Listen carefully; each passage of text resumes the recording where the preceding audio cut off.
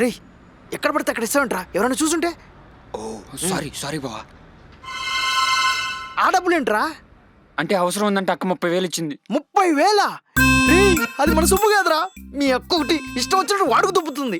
కిషోర్ అన్ని వాడుకోమన్నాడంట అవసరం. దండం పెడతా, ప్లీజ్. ప్లీజ్ రా, ప్లీజ్. సారీ బా. నువ్వు మీ అక్క కలిసి నాకు పెంట పెట్టేలా ఉన్నావు. నువ్వు ఎక్కడి నుంచి వెళ్ళరా? బావా ఏంటి?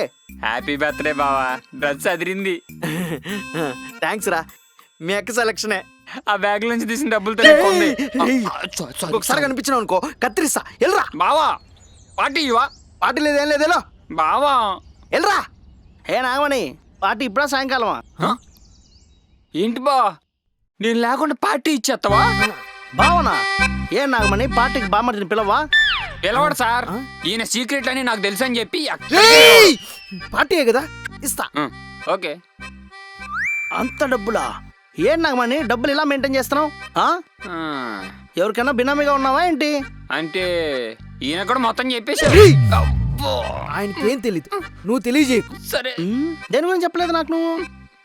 అంటే నా బర్త్డే గురించి మీకు ముందే ఎందుకు చెప్పలేదు అని.